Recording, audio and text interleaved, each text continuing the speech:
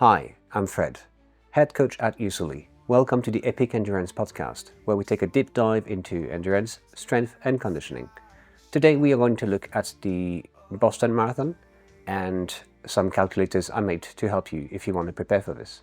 The first marathon organized by the Boston Athletic Association was in 1897, 1 year after the first marathon at the Olympic Games in 1896. The race was a little shorter than the standard 26.2 miles or 42.195 kilometers and only had 15 participants with only 10 finishers. Now, the Boston Marathon is one of the world's most famous marathon races for its unique scenery and also for its qualifying selection.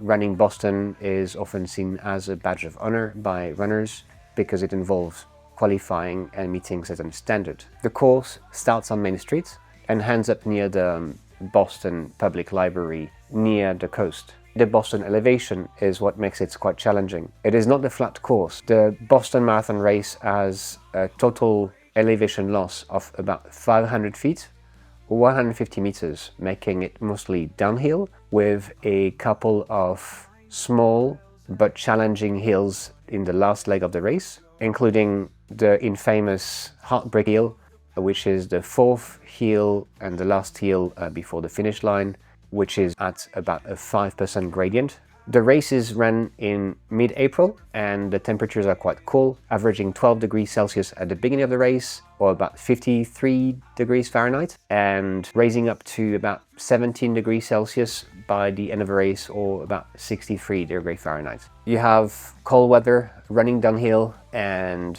a couple of mean small hills at the end of the race. What makes Boston more famous is the fact that you have to qualify for it. There are qualifying times to apply to the Boston Marathon. That means that you need to run at a certain pace during most major internationally recognized marathon and you apply for a spot in the Boston Marathon.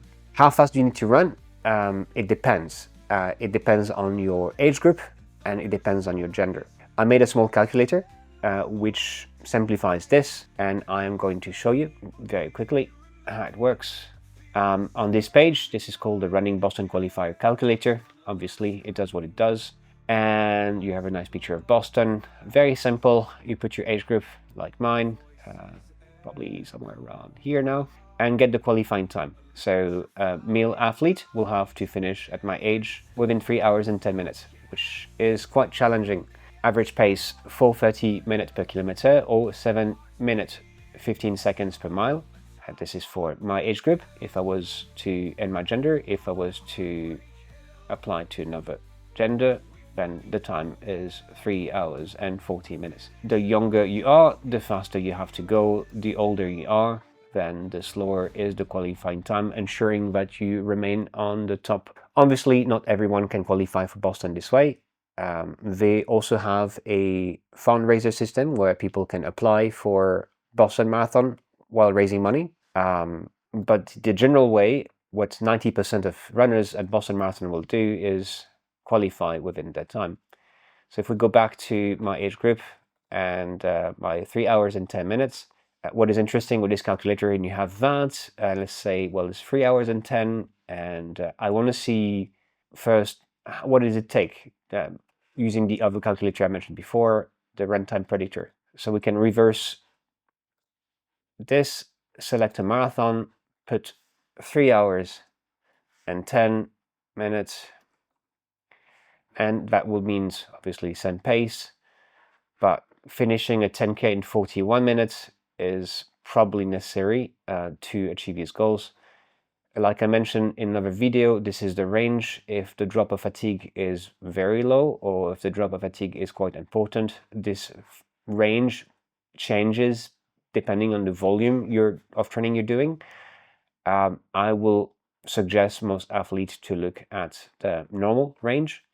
And let's say, well, I cannot run this. How far can I go? You could use this the other way around. If you have, for example, a best 5K, and your best 5K, let's say, was 24 minutes, then we'll probably calculate that your estimated finish time on a marathon will be around 3 hours and 50 minutes. 40 minutes short of what I need to do. So that's a very easy way to check if you can make it or not, and how much work you need to put in to get closer to the qualifying time. I hope this was helpful. If you have any question, please feel free to reach out. Thank you and have a great day.